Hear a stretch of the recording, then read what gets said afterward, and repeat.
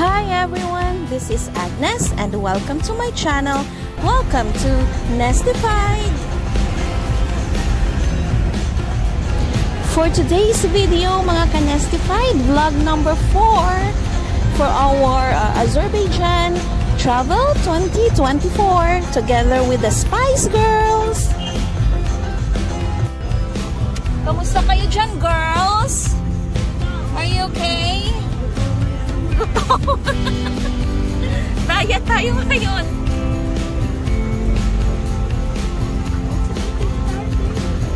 Ha? Ayan na yung building. Yung flame, yes. Feeling hungry ang mga Spice Girls, mga ka-Nestified. But still, tuloy ang laban. Fighting sa paglakwatsa.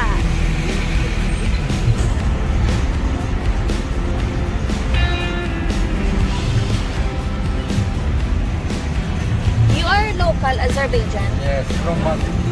From Baku. Because some come from Georgia, from Turkey, like that, right? Yeah, and our city.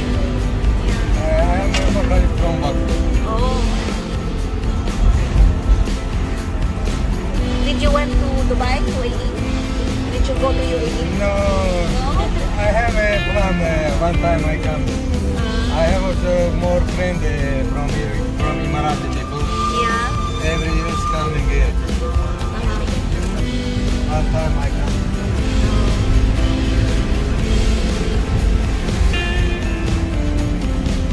Now I hope maybe I come to December, January.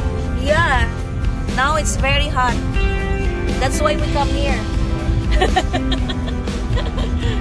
Now how many degrees temperature? 40. The other day it's 40. Like noon time. It's very hot. In the morning, like 8 o'clock, it's already 37, 38.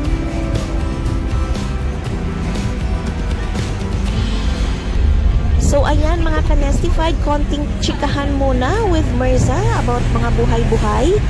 And yes, for today's video, I will be sharing to you our tour to the most popular attraction or destination in the capital city of Azerbaijan.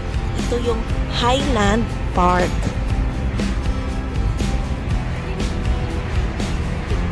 If you have noticed mga ka-Nestified na daanan natin, we have passed by to this tower na parang flame siya. That's the iconic tower which is called the Flame Tower. Ito yung pinaka iconic building talaga ng Azerbaijan. Kasi tuwing gabi yan, parang umiilaw siya like a flame. And it also symbolizes the elements of fire. That is why mga ka-Nestified ng Azerbaijan, they call them as the land of fire, mainly because mayaman sila sa natural gas.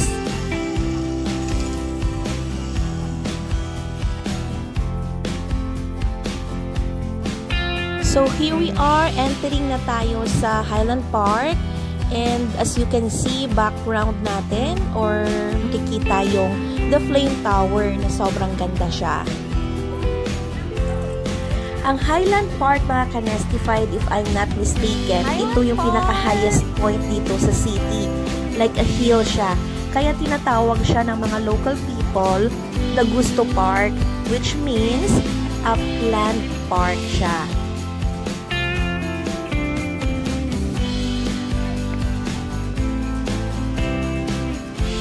2 years ago, na nag-visit kami dito together with some friends, hindi namin to napasyalan. But this time, thank you for this Spice Girls, for this group of ladies na na-experience ko to at nakita ko ito. May mga portraits sila, meron palang cemetery dito sa taas ng Highland Park. Ito yung tinatawag na The Martyrs Lane or the Alley of Martyrs.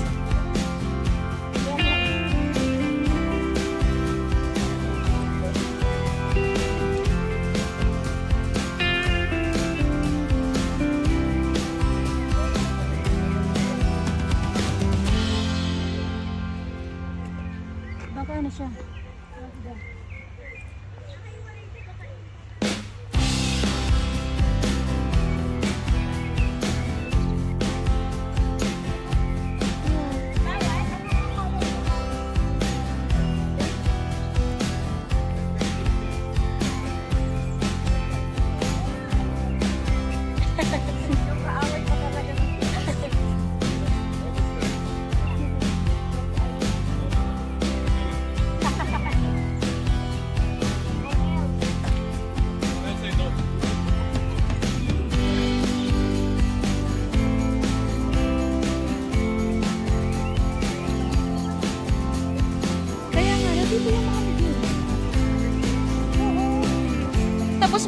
Naka-portrait talaga sila. No.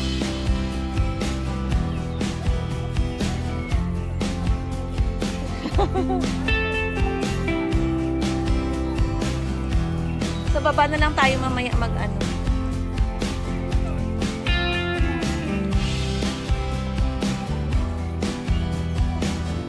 Ang haba nito. From here, tapos doon pa, no? Sa kabila. Oo. Sige. Baka sa war yan kasi lahat sila 1992 eh. Namatay ng 1992. Ah, siguro. Ano bang nangyari noong 1992?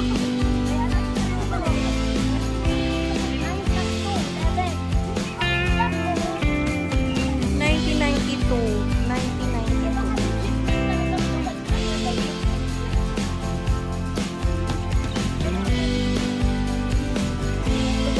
Ay!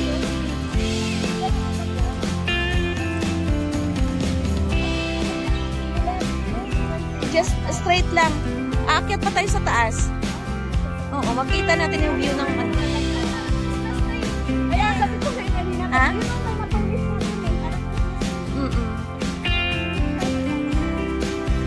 Kasi para makita natin yung ano. Yung mga curiousan nating lahat. Oo, 1992 nga talaga, Sel. May something yan. What happened in 1992? Away, siguro yung war. Baka yung war nila yung Erme.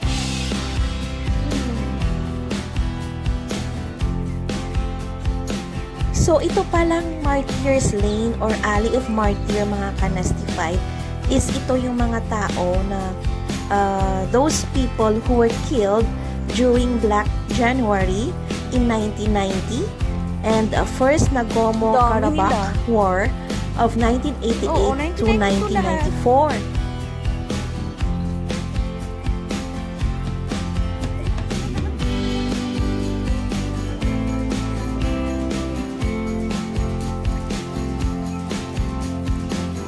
Ayun, may babae.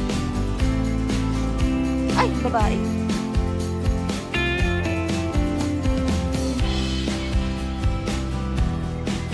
Almost 15,000 na mga martyrs, mga Kanastified, ang na-bury dito sa Martyrs Lane.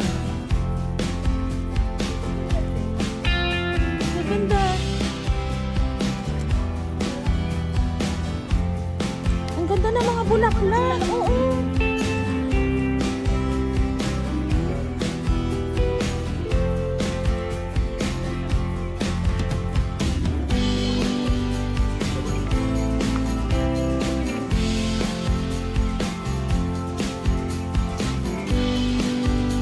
Saan tayo dadaan? Dito na?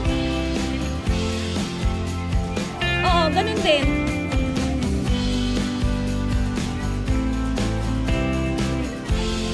Oo naman. Ang gaganda ng mga bulaklak, oh.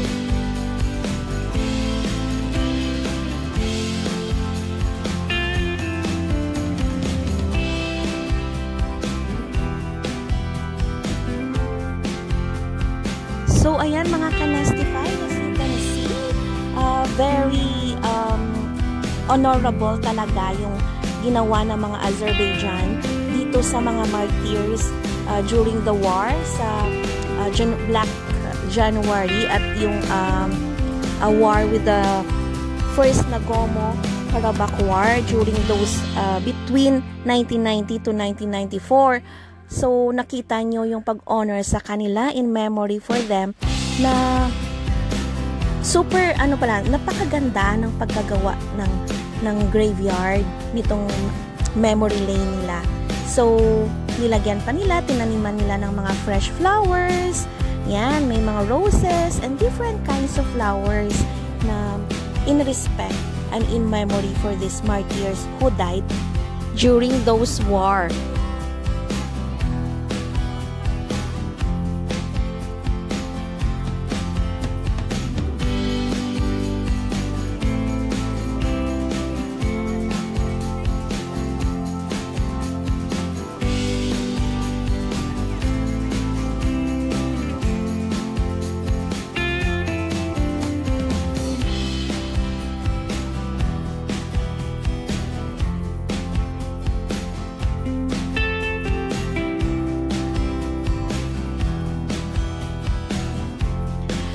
At napaka-peaceful dito mga ka-Nestified.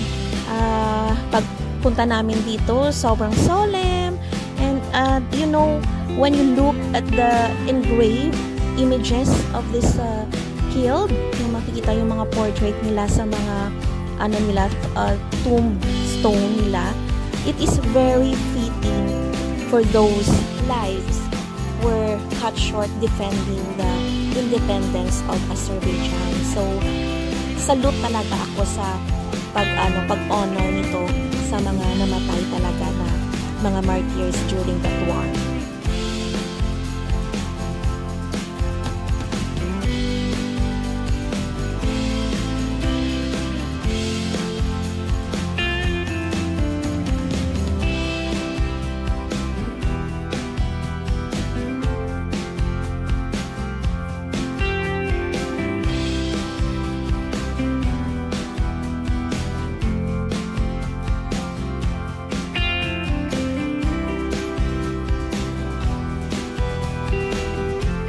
So, ayan mga ka-Nestified, as you can see and imagine, this is almost 15,000 martyrs. 15,000 people died, killed during that war para makamit nila ang independence nila. Actually, sobrang dami pa ito mga ka-Nestified. Meron pa din sa other side. So, imagine 15,000 na grave ang ang Alley of Martyrs. So, mahaba at malawak itong Martyr Lane or Alley of Martyr dito sa Highland Park.